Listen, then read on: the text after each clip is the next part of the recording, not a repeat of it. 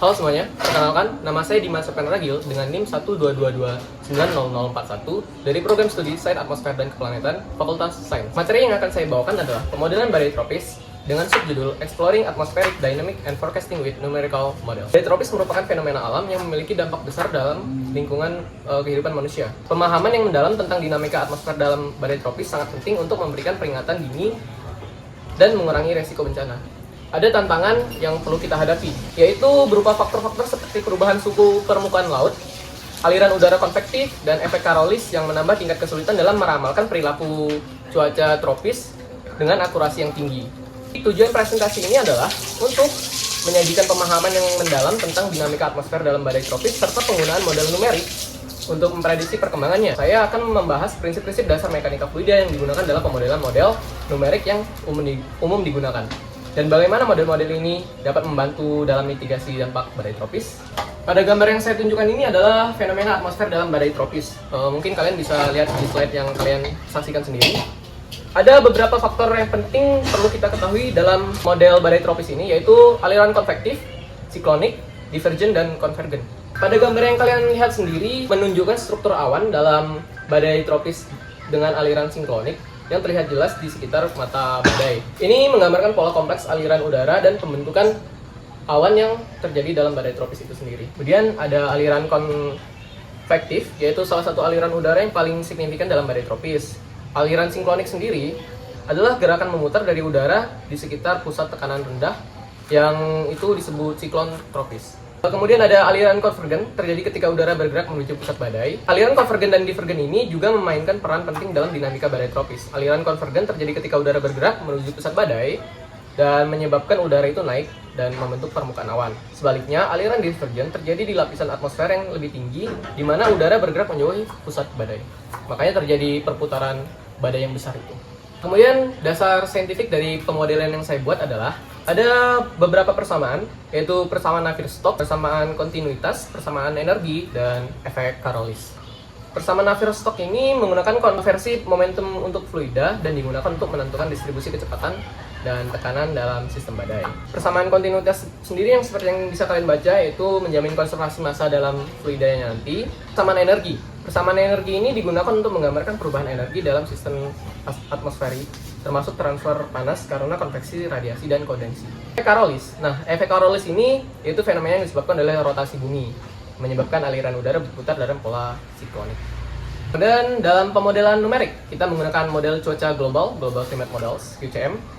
Kemudian ada model Mesoscale, Weather Research and Forecasting Model, WRF. Pada tahapan pemodelan numerik, model cuaca global seperti GCM dan model Mesoscale seperti WRF adalah alat utama yang digunakan dalam pemodelan badai tropis.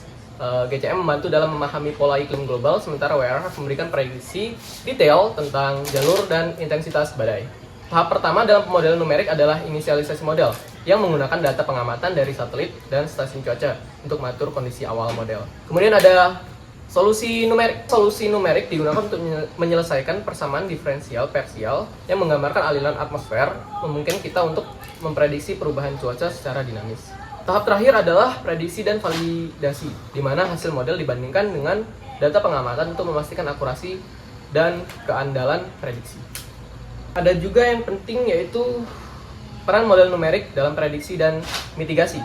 Model numerik sangat penting dalam prediksi perkembangan badai tropis. Mereka memberikan peringatan dini dan membantu dalam perencanaan evakuasi serta mendukung penelitian ilmiah untuk memahami dinamika badai secara lebih mendalam. Pada slide 5 ini, kesimpulannya adalah pemodelan numerik adalah alat yang sangat berharga dalam memahami dan memprediksi badai tropis.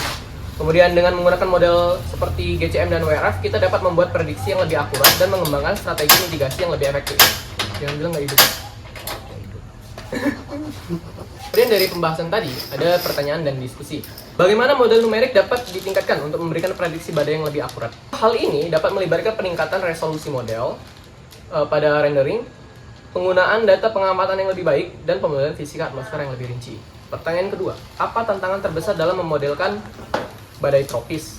Tantangan yang terbesar dalam memodelkan badai tropis adalah meliputi ketidakpastian dalam data awal, kompleksitas dinamika atmosfer, dan keterbatasan komputasi. Pertanyaan terakhir, bagaimana efek perubahan iklim mempengaruhi frekuensi dan intensitas badai tropis? Penelitian menunjukkan bahwa perubahan iklim dapat meningkatkan intensitas badai dan mengubah pola jalur mereka.